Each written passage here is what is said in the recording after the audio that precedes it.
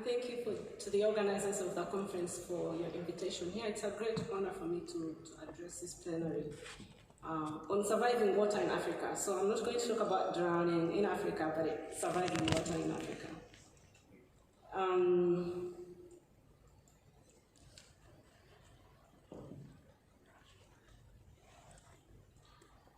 So in 2003, I think many of you know Maggie Pinn. Maggie Pinn and Maggie authored this paper on the epidemiology of drowning worldwide.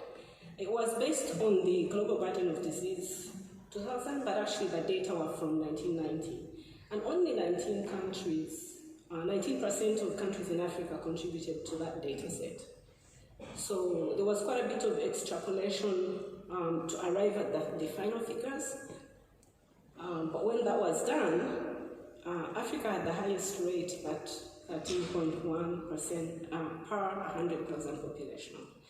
And in that report, it was also realized that the one group that had the highest risk of drowning deaths was children under the age of 5 across the globe, except in Africa where older children 5 through 14 were at most risk of dying from drowning. So I think many of you have seen this volume. In 2006, we had the opportunity. This was the first time ever, I think, that all of the information, the latest information up until that point concerning drowning was brought together in one volume. From prevention, the data, rescue, treatment were all compiled in this one volume. It took a great deal of time, a great deal of expertise, and it was really, I think, an important moment in drowning prevention for this publication to come out. Now, in this publication, there was a chapter written by Gordon Smith on the epidemiology of global drowning. And so, as I said, it contained the latest figures for drowning across the globe, and it was quite comprehensive, except that it did not contain information on Africa. And it wasn't because Gordon Smith didn't like Africa. It's that he couldn't find the information to put in there. There wasn't the information from Africa that could meet the requirements for that volume. So at the tail end of that chapter, there's a page and a little bit on perspectives from Africa that pulled together what little bits there were, and also explained why there wasn't the data that could go into the main EPI report. So I think we can see that was a problem. It wasn't that there weren't publications from Africa. There had been publications. In fact, this paper from the South African Medical Journal was published in the 1980s, but there had been publications from as early as the 70s that were talking about drowning in Africa. But the kind of work that had been done and the requirements for that volume didn't quite match. So in 2014, we had a second opportunity. And this was really to try and understand what was going on across the globe in drowning, but looking at, prevention, rescue, treatment. And Brett Bowman and I, Brett Bowman is South African, had the opportunity to contribute epidemiologic data to this second volume. And again, we must have read every paper that had been written from Africa on the epidemiology of drowning, and we were pulling together everything we could. And eventually we came up with the idea that we should have selected countries, and only South Africa, Uganda, Tanzania, and I think a bit of Nigeria got into that volume. I say this to say that while it's been a huge problem globally and certainly in Africa, there hasn't always been the information to advise, to say exactly how big this problem is, where is it, and to understand it better. So of course then came the global report on drowning prevention, and this is based, David will speak to this much better than I, it's based on data that are reported to WHO every year, and so when that report comes out, it's really using what the countries themselves have provided, and they will get into reports like this based on the quality of the data. So this is a graph that I think many of you are familiar with from that report, and it's looking at drowning as a leading cause of death amongst children between 1 and 14, and you can see that there's a huge blank, most of Africa is barely not seen except for South Africa and Egypt. And that's because the data that are provided by these countries wasn't good enough to be used directly to go into this report. That is a problem. And this has been going on for a long time. Be that as it may, so even with the paucity of data, this is a graph that I think most of us are familiar with, the fact that Africa has the highest rate of drowning fatality in the world, around 8 per 100,000 population. Using extrapolation from the countries, the very few countries that are providing data. So when we look at these global reports, we usually are aware that if not all the countries are providing data, then there's either modeling or extrapolation to try and understand what the problem is in those countries that are not producing the data themselves. Well, so fast forward, and this paper, a systematic review on the epidemiology, risk factors, and measures for prevention for drowning in Africa, you can't get more precise than that. This was published hardly 2 weeks ago. So in this one paper, the authors looked at they didn't set a date for it, they looked at all the papers, all the work that had been done on drowning in Africa. And in the end, 42 papers made their eligibility criteria. So this is a huge difference. This is a huge move from the days when Brett and I were looking for papers to include in a 2-page report on drowning in Africa. So we can say, as David said, there's been growth, that things have happened, there's more work that's been done, and it's a good thing that we know a whole lot more about drowning in Africa than we did then, especially the Africa that is outside of Egypt and South Africa and Mauritius. So in this report, you can see that it's actually spread across the continent. These 42 papers came out of 15 countries, as different as the Gambia and East Africa and South Africa, and indeed that's a good thing that we get to know more. Of course, some of them are smaller studies, so they're not national data sets. There are no national data sets in this region, with the possible exception of South Africa. I think they have regional data sets. So what emerges from this, that we now know more, is that there are higher rates than probably we've thought in the past. And the reason we don't have more concrete figures is that these studies use such diverse methodology that it's really difficult to compare and to say, this is the figure for Africa, because they are not really used, it would be comparing like with like. What does come out though is that the most at-risk group, actually not children, but they're actually male, they're young adults, mostly male. Water transport is a huge issue. And we saw previously, it was said by both David and the president of Life Saving, that the global data, the global estimates that we have actually exclude intentional drownings, exclude flooding, drownings in the context of flooding and of transportation. Those exclusions do not impact regions uniformly. So there are some regions that will be hardly impacted because drowning in the context of transportation is not a big thing. In Africa, it is certainly going to be a big thing. Maybe if you exclude the drowning in the context of scuba diving, that might not impact Africa, but certainly if you exclude transport, it's going to be a big problem. Drowning, especially linked to work, occupational, so fishing, and drownings are happening not necessarily around huge bodies of water. So drowning in small, in ponds, in small rivers, in wells, in such other environments. Other things that emerge, for instance, alcohol as an important issue, weather, adverse weather as a risk for drowning, vessel condition, carrying capacity. So as I said, there's a whole lot more that we know today than we did 20 years ago, for instance. But there's something that is concerning about all of the literature that's come out, and I've really appreciated David's comment on the need to publish.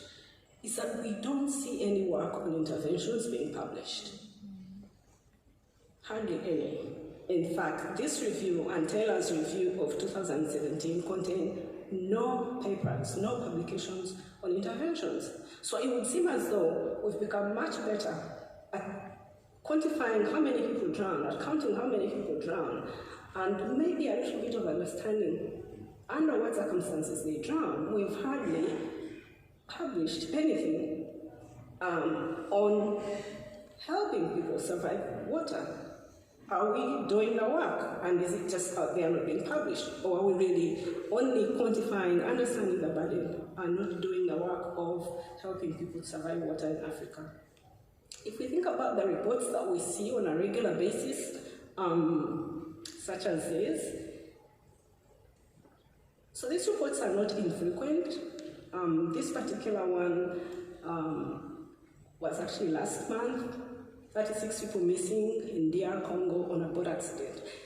They come out and they're in the media, and everybody has an idea about how that could have been prevented. We hardly ever see a report on what has actually been done to prevent the next one. This was in April this year. 150 people feared missing. And again, it's hit all the media houses, it's all over the papers, and we don't ever see a report on what has now been done to ensure this doesn't happen. A boat capsized in Uganda doesn't fear death in Lake Albert. This is a very small lake on the border of Uganda and DR Congo, rather infamous for boat capsizes. So this particular one, Uganda, the boat accident, this again was flashed again, across the world on all media houses. It was a bit unusual because most of these boat transportation disasters are not linked to leisure, but this particular one was supposed to be a leisure cruise, and it set out at around, I think, 7 or 8 p.m. in the evening. And it was supposed to go to a small island, and they were supposed to party and have a grand time and come back in the morning. So there were actually, lots of people on the boat. They were drinking and dancing and having a grand time. And then it went down literally less than 100 meters from the shore.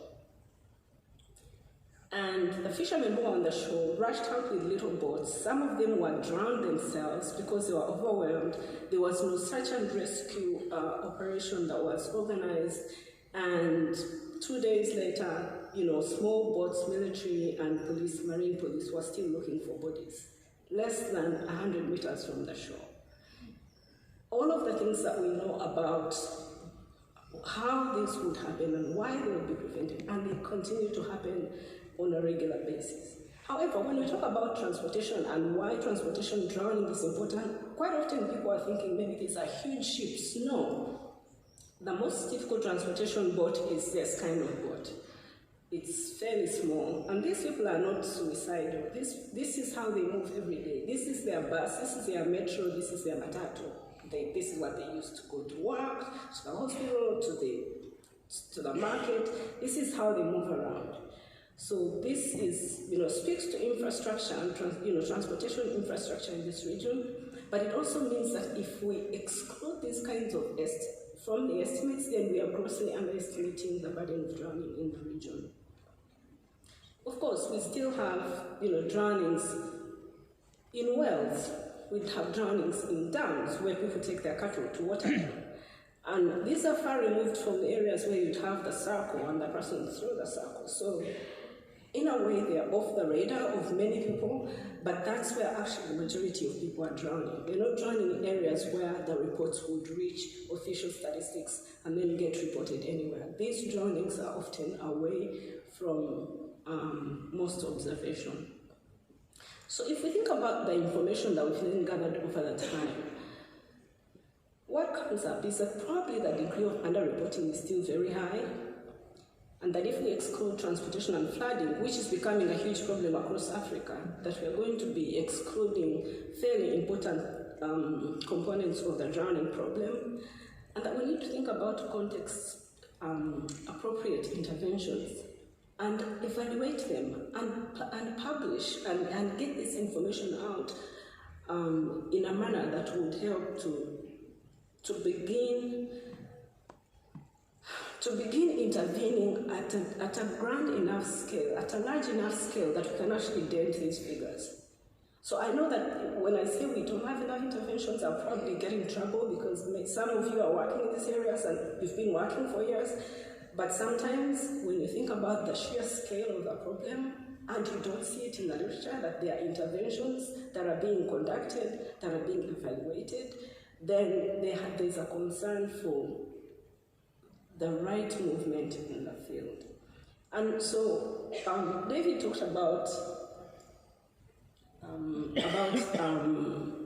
the implementation guide. And I think it's a good place to begin. But we then look at the context, we look at the specific circumstances that we're working with, and we say, so what are we going to grab and run with? You know, are we looking at barriers? Who's at risk? Who's most at risk in these environments? Are we looking at safe places? Are we looking at teaching people survival swimming? Or resuscitation, you know, rescue and resuscitation? What are we going to grab and run with that is going to make a difference in these environments? And for this, we do really need local data. We can't use extrapolations because it's not, we would need to know exactly where the problems are and what the solutions are going to be. And so I'd like to encourage us to think differently. Because indeed, help could come from unexpected places. So I'm going to give an example of something that doesn't seem on the face of it to have something to do with drowning. But this is mobile phone penetration in sub-Saharan Africa in 2017. And as we can see, majority of adult Africans actually had cell phones.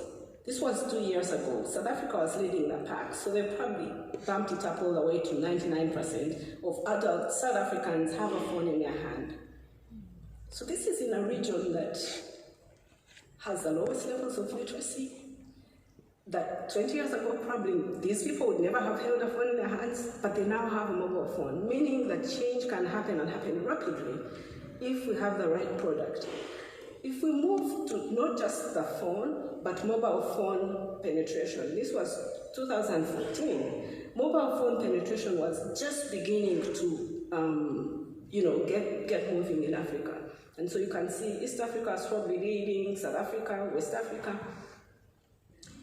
By 2018, Sub-Saharan Africa was accounting for more than half of mobile phone accounts in the world. So enterprise, personal enterprise, overcame corruption, massive corruption, dictatorial regimes, bad governance, any and everything you can think of in Africa. And the people that were said to be unbankable are not just yapping on their phones, but they actually have using sophisticated apps and transacting and using the mobile phones and mobile money the same way you use your debit card or your credit card. What I'm trying to say with this is that even people that have so many odds stacked up against them, if they have the right tool, if they have the right product, they're going to run with it and they're going to surprise us with how successful it becomes. So sometimes we think about problems in Africa and we almost despair because they are huge.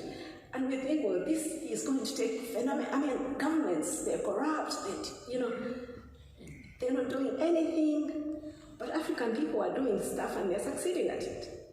So if we think about the implementation guide and we think about what it is we need to do to make sure that drowning prevention happens, that people do survive water, there are things in there that we can use, but we can also think about other things that we hadn't thought about before. We can think about, and I don't have answers to these questions, but I think if every fisherman that gets into a boat has a mobile phone in their pocket, we probably can track those fishermen. We probably can know how many were on the boat.